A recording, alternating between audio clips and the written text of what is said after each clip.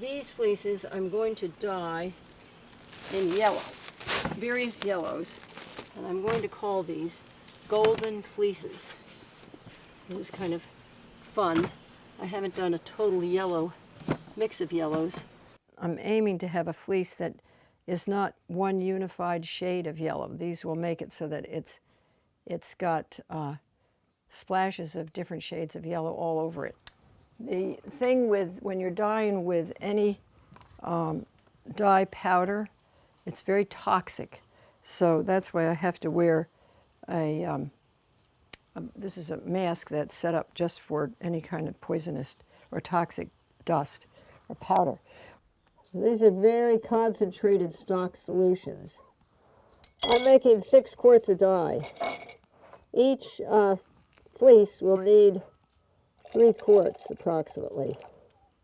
So I'll carry them out to where I'm going to do the putting the dye on, out on the deck. And that'll be another phase. This is phase 1. Phase 2 is putting the dye on. All of this is wool and fleece waiting to be made into a rug.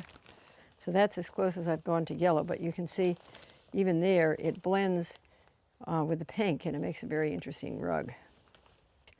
When the sun heats up, it causes, between the water and the moisture in there, the dyes to move. And that's when they do the interesting blends.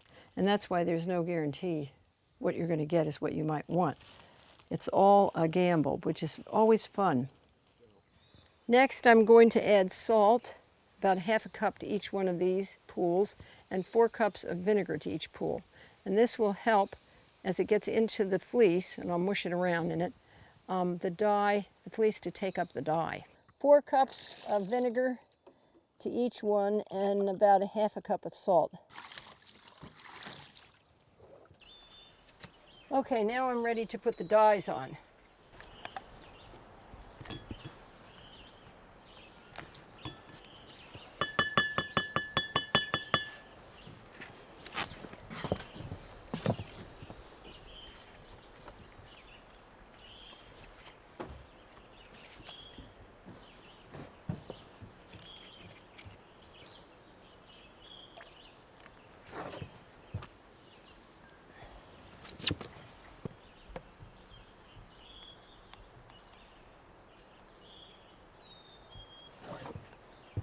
I'm turning this over so that I can get the backside with a little dye on that as well.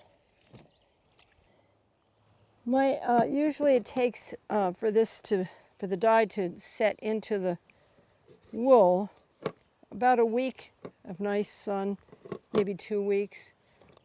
All right, that's looking pretty good to me. Now what I do is I cover these all up with the plastic, try to seal them in a little. The heat will build up under this plastic, and that's what helps to dye the wool with the sun.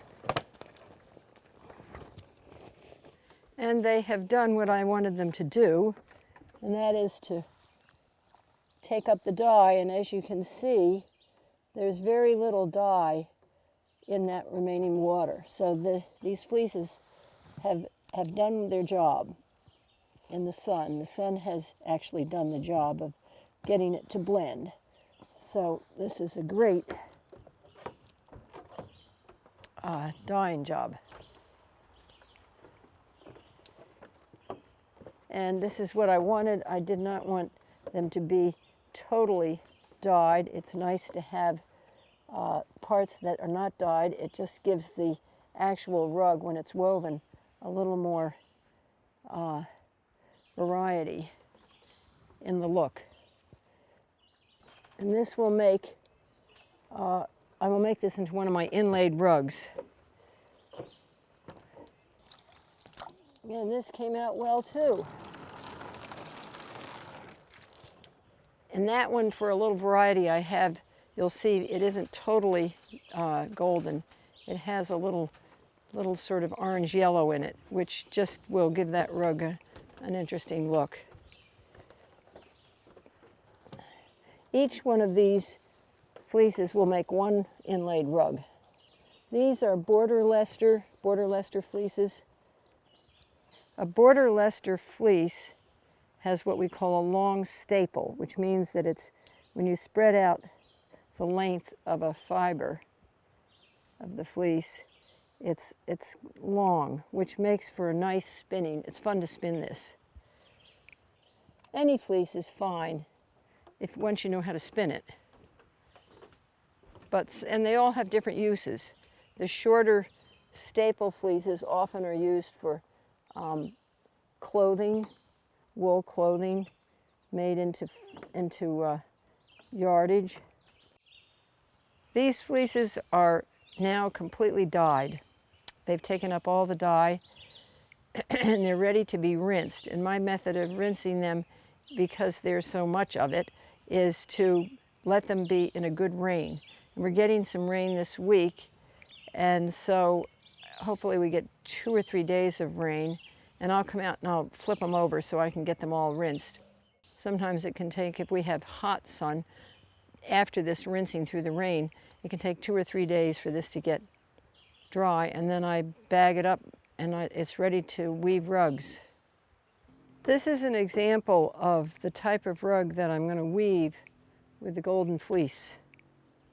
It's a rug that I came up with, I mean not the rug, it's an idea that I came up with for this type of rug, and I call it an inlaid unspun rug. Since it's my own idea, and it took me a while to figure out how to make it weave it structurally sound, I have a copyright on this method. It takes me approximately 8 hours to just weave this rug, and then the warping is another hour and the finishing is another hour. So I've got 10 depending on the size of the rug, but this particular size I've got between 11 and maybe 12, depending on how long it takes me to weave it. Usually it's approximately 8 hours. It's very labor intensive.